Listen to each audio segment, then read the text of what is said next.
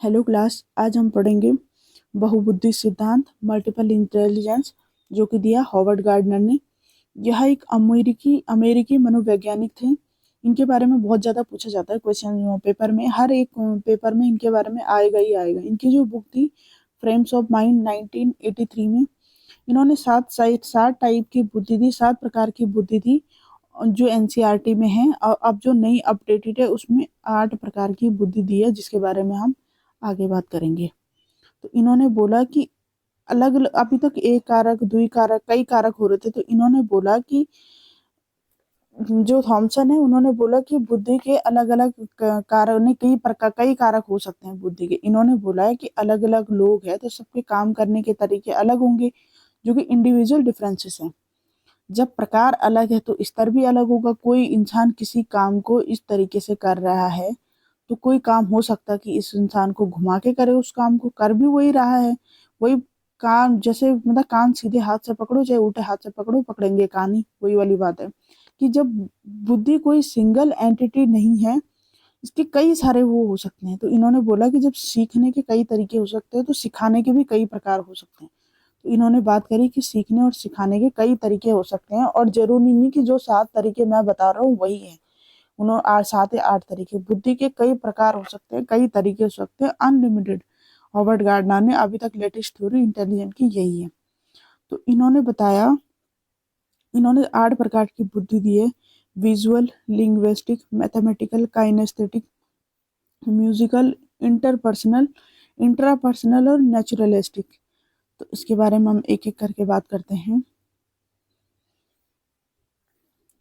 Visual intelligence क्या है? Visual में वो पर्सन आएंगे जो reading maps, chart, drawing, mazes, puzzle, imagining thinking imagining things, creating, visualization and building. मतलब जिस इंसान को देख के, मतलब आंखों से जो भी देखे और वो उसको करे। जैसे कि कारीगर होते हैं, सिलाई वाले होते हैं, वो भी देख के नाप वाप लेके जो भी है वो अच्छा सा बना देते हैं। बिल्डिंग बनाने वाले हो गए, आर्किटेक्चर हो गए, जो बड़े बड़े पेंटर होते हैं। सारी बुद्धि सब में पाई जाएगी, लेकिन स्पेसिफिक कौन किस क्षेत्र में काम कर रहा है वह उसकी बुद्धि और इंटरेस्ट पे डिपेंड करेगा। और जो उसका इंटरेस्ट होगा वही बुद्धि होगी। तो जो सब इन चीजों में, किसी को चीजें समझ में आती है लिख के, किसी को बोल के आती है, किसी को आता है मैप के द्वारा, माइंड मैपिंग। ये कर दिया, ये कर दिया, इसके 3 पार्ट है, फिर इसके 2 पार्ट हैं, फिर इसके मुझे भी ये बेहतर लगता है करने के लिए, तो इस तरीके से कर दिया। तो ये हो गया विजुअल स्पेसिफिक। फिर है वर्बल लिंग्विस्टिक इंटेलिजेंस। ये क्या होता है वर्बल लिंग्विस्टिक?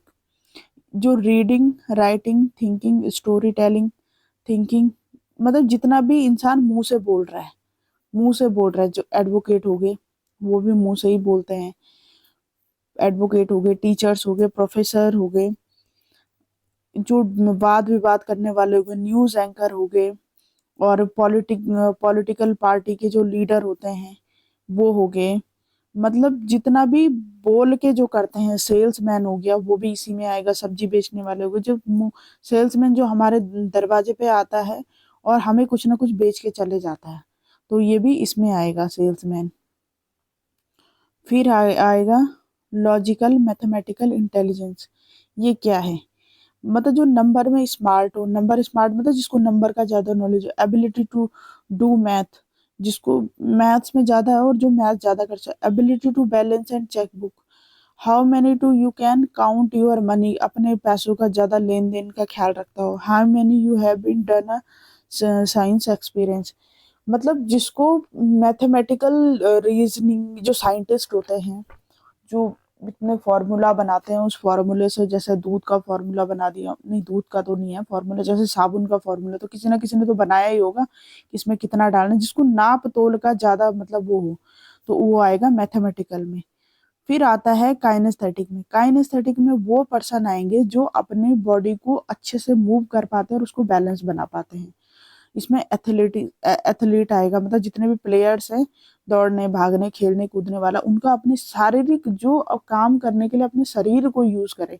जो क्राफ्ट यहाँ पे जो मूर्तिकार हो गया, जो ये क्राफ्ट बना रहा है, ये मूर्तिकार ना उसमें भी आएगा स्थानिक वाले में, क्योंकि वो शेप दे रहा है उस चीज़ को, घर बनाने वाला, और यहाँ पे वो फुल बॉडी का यूज़ करके अपना मेहनत से अपनी बॉडी से बनाया। ये डांसर आएगा, जो ये डांस करते हैं।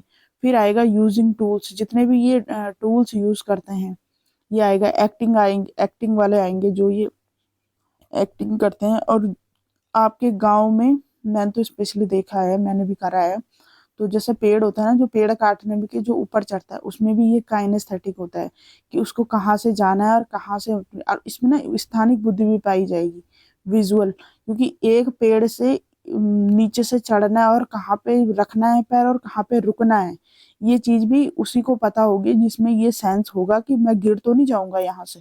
तो वो भी इसी में आएंगे, वो दोनों में आएंगे। फिर है म्यूजिकल। म्यूजिकल इंटेलिजेंस किसमें है? म्यूजिकल, ये रॉक, इलेक्ट्रॉनिक, कंट्री, पता नहीं क्या क्या, सोल, जाज, हिप हॉप, ये मेरे को इतना ज्यादा नॉलेज नहीं है। तो जो भी इसमें आएगा, मतलब जिसको इस चीज की समझ हो, जैसे लता मंगेशकर है, वो अपना म्यूजिक बनाती भी है। उत्तराखंड की बात करें तो नरेंद्र सिंह नेगी हो गया, प्रीतम बरतवान हो गया, जो उनको अब तो नए नए पता नहीं क्या अजीब अजीब से गाने गाते हैं, जिनका कोई सेंसलेस होता है, जिनका कोई मीनिंग नहीं होता है। मतलब म्यूजिकल बुद्धि, मतलब म्यूजिकल में हम उसको रखेंगे कि जो एक्चुअल में हमें सुनने में भी अच्छा लगे और हमारे माइंड को शांति दे। कोई कंपोज करने वाला होता है, जैसे म्यूजिक को कंपोज करना, उसमें कौन सी धुन फिट बैठेगी, तो ये म्यूजिकल इंटेलिजेंस में आएगा। फिर है नेचुरलिस्टिक, जिसको भी गार्डनिंग का शौक होता है, जैसे गमले, पेड़ पौधे, आज की डेट में फेसबुक, यूट्यूब देख लो, जगह जगह छत के ऊपर लोगों ने फुल्ली गार्डन बनाया रहता है, और उसमें वो अच्छे से अपनी सब्जियां सब्जियां उगा लेते हैं। छोटे छोटे गमले में नींबू उग रहे, छोटे छोटे गमले में अमरूद, क्योंकि उनको उतना शौक है, उसको रिसर्च करते हैं, देखते हैं क्या क्या है क्या नहीं है। तो जिसको ये सब चीजें हो, जंगल से रिलेटेड जिसको भी जो चीज पसंद है, जैसे टूरिस्ट गाइड होते हैं, आप कहीं चले जाओ, एक वो मूवी थी, मुझे ध्यान नहीं आ रहा, पुरानी कितनी भी मूवियाँ ले लेना यार, उसमें यही होता था कि हीरोइनें मुंबई से घूमने आती थी और उन्हें उदयपुर, राजस्थान, इस तरीके से दिखाया जाता था। और मैं नाम भूल रही हूँ उसका, पता नहीं, देखी थी मैंने एक बार। तो उसमें क्या करते हैं, वो गाइड लेके जाएगा, बोलेगा मैडम देखो यहाँ पे, यहाँ से ये नदी इतनी अच्छी दिखाई देती है, यहाँ से ये दृश्य इतना बढ़िया दिखाई देता है, क्योंकि उन्हें ही पता रहता है कि कौन सी चीज किस एंगल से, तो उन्हें समय का ज्ञान होता है कि अभी इतने बजे सूरज जाता है और यहाँ पे सूरज बहुत बढ़िया दिखाई देता है। जो नदी में नाविक होते हैं, अ, यहाँ पे हम नाविक के लिए चले गए, यहाँ पे हम गार्डन उसकी बात कर रहे थे, नेचुरलिस्टिक।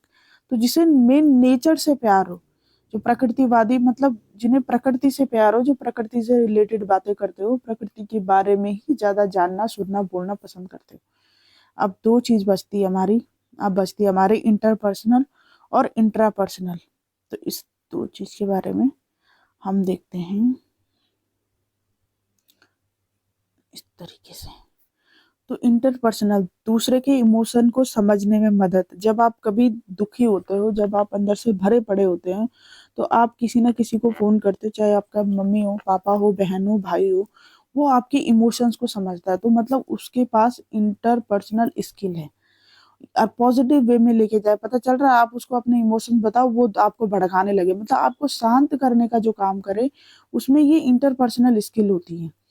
दूसरा इंटेलिजेंस है स्किल। साइकोलॉजिस्ट होते हैं, जब आप कभी मानसिक तनाव में होते हैं, तो वो आपको आपकी प्रॉब्लम के अनुसार सजेस्ट करते हैं। नेता, नेता सबसे बड़ा रोल है इसमें। नेता आता है और अपना पैसे वैसे बांट के और जनता से वादे कर लेता है, और मतलब भोली भाली जनता ये नहीं देखती कि अगर ये वोटिंग के लिए हमें पैसा दे रहा है, तो अगले दिन हमें भी तो अपना काम करवाने के लिए पैसा देना पड़ेगा।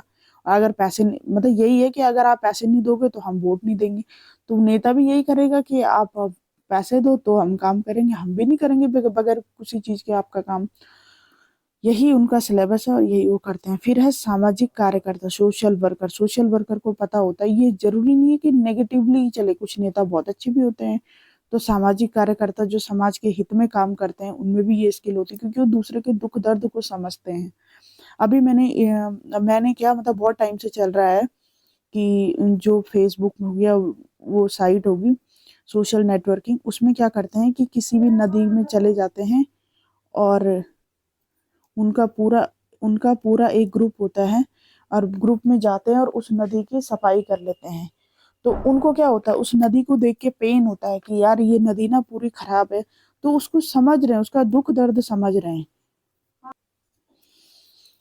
इसमें धार्मिक गुरु आएंगे। धार्मिक गुरु भी क्या करते हैं, वही तो करते हैं, लोगों को डरा धमका के कुछ ना कुछ करके, अच्छा ये खाओ वो खाओ, या इस तरीके से कुछ नारियल में ये सब बांध बांध के, जो भी सोशल नेटवर्किंग साइट भरी पड़ी है इन चीजों से कि आप देखो कि मुझे ये हो रहा है, मुझे क्या उपाय करना चाहिए, और बिल्कुल बहुत सारे दे देंगे जो लोगों के समझने में अच्छे हों। ये अच्छे बुरे दोनों तरीके के लोग, इसको हिंदी में अंतर व्यक्तिक बुद्धि कहते हैं। इसमें दो या दो से ज्यादा होते हैं, एक प्रॉब्लम बोलने वाला होगा, दूसरा सुनने वाला होगा, और फिर ये जो बोलने वाला है और सुनने वाला है ये इसकी हेल्प करेगा, ये इसको अपने तो इसमें दो हो सकते हैं, दो से ज्यादा भी हो सकते हैं। जब फैमिली थेरेपी देते हैं तो इसमें पूरी फैमिली को इंक्लूड किया जाता है।